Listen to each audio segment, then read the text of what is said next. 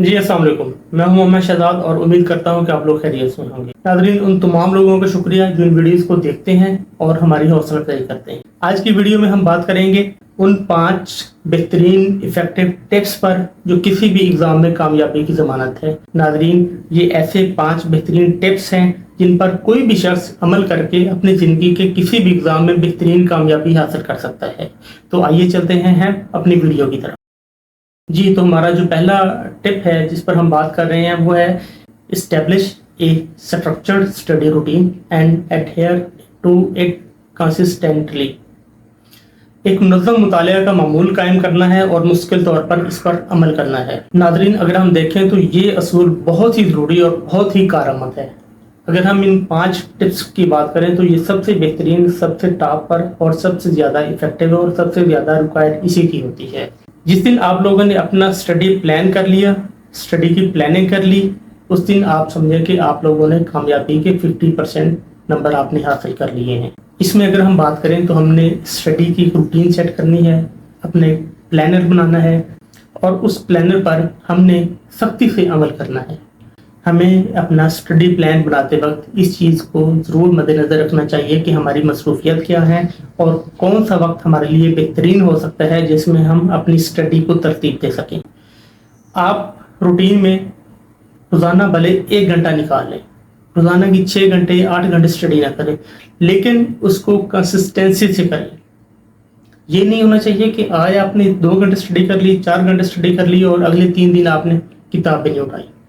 आधे घंटे की, 15 मिनट की, 2 घंटे की एक रूटीन सेट करें और उसको मुकम्मल प्लान के साथ लेकर चलें।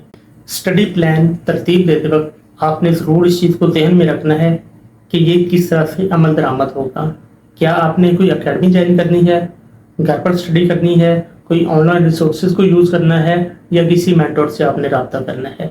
ये तमाम चीज़ें आपको स्टडी प्लान बनाते वक्त ज़हन में होनी चाहिए और जिस तरह से आपने स्टडी प्लान तरतीब दिया है उसको आप जितना ज़्यादा सख्ती से अमल करेंगे आपकी कामयाबी के चांसेस उतने ही बढ़ेंगे। तो अब चलते हैं हम अपने दूसरे पॉइंट की तरफ। यह है break down complex topics into manageable chunks for better understanding. यानी अपनी बेहतर तफहीम के लिए जो पेचीदा मौज़ूआत हैं उनको हम इस तरह से अपने काबिल इंतज़ाम हिस्सों में तकसीम कर लें कि हमें आसानी हो जाए और हम उसको अमल दरामद की तरफ लेकर जा सकें। नाज़रीन, ये भी एक अहम कंटेंट है जिस पर हमें काम करने की ज़रूरत होती है। सबसे पहले हम ये समझें कि हमारा मसला बेसिकली है क्या। जब हम ये समझ जाएं कि हमारा मसला बेसिकली क्या है तो उस मसले को हम ब्रेक कर लें, उसके हम सब पार्ट्स बना लें, छोटे छोटे हिस्से बना लें। जब हम अपने छोटे छोटे पार्ट्स के लिए छोटे छोटे सोल्यूशन तरतीब दे लेंगे तो उनमें से हमारे पास जो बेहतरीन ऑप्शन है वो सामने आ जाएंगे। उन बेहतरीन ऑप्शंस पर अमल दरामद करके हम हर हिस्से का बेहतरीन हल निकाल सकते हैं। उसके बाद हम एनालाइज करेंगे कि क्या जिस पोर्शन के लिए हमने जो बेहतरीन ऑप्शन का इंतखाब किया था वो कारआमद रहा है या नहीं।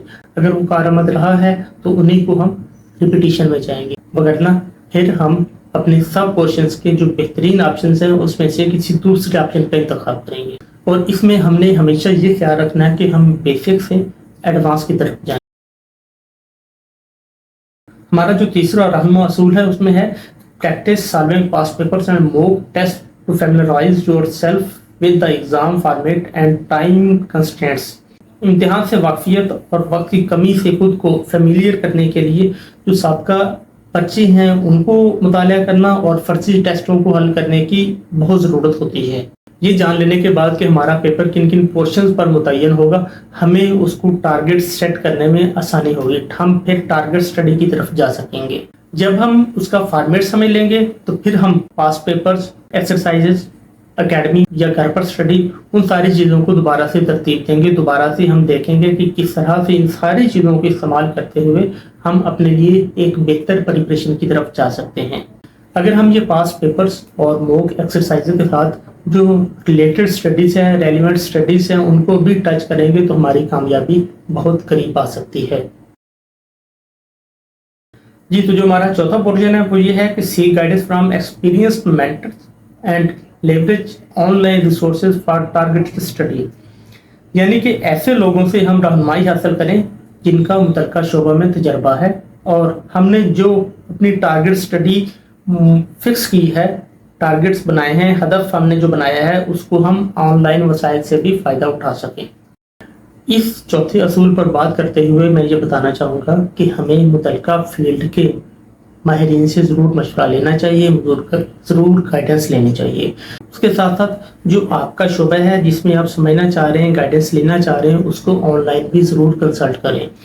اب چونکہ آئی ٹی کا زمانہ ہے، بہت ساری ویب سائٹس، بہت ساری بکس، بہت ساری چیزیں آن لائن اویلیبل ہوتی ہیں، تو ہمیں ان تمام چیزوں سے کنسلٹیشن کی ضرورت ہوتی ہے، اور ان کی کنسلٹیشن ہماری کامیابی کی راہ کو مزید ہموار کر سکتی ہے۔ Stay updated with current affairs and relevant developments in your chosen field of study، یعنی کہ جو آپ کا منتخب کردہ مطالعہ ہے یا جو شعبہ ہے اس میں جو اپڈیٹس ہو رہی ہیں، جو کرنٹ افیئرس ہو رہی ہیں، اور یا جو کوئی نئی انوینشنز ہو رہی ہیں، ان تمام چیزوں سے آپ کو باخبر ہونا چاہیے۔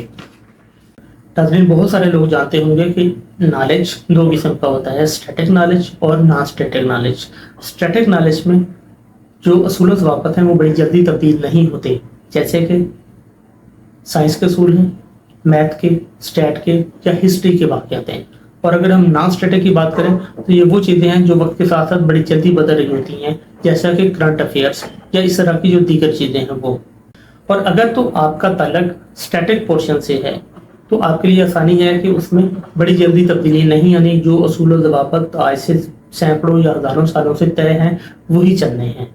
لیکن اگر آپ کا نان اسٹیٹک نالج ہے تو اس کے لیے ضروری ہے کہ آپ ویکلی بائی ویکلی چیزوں کا مطالعہ کریں اور دیکھیں کہ نئی انوینشنز کیا ہیں، نئی معلومات کیا ہیں، اور ہمیں یہ جاننا ہوگا کہ یہ جو نئی انوینشنز ہیں یا نئی معلومات ہیں یہ ہماری زندگی پر کس طرح سے اثر انداز ہو رہی ہیں۔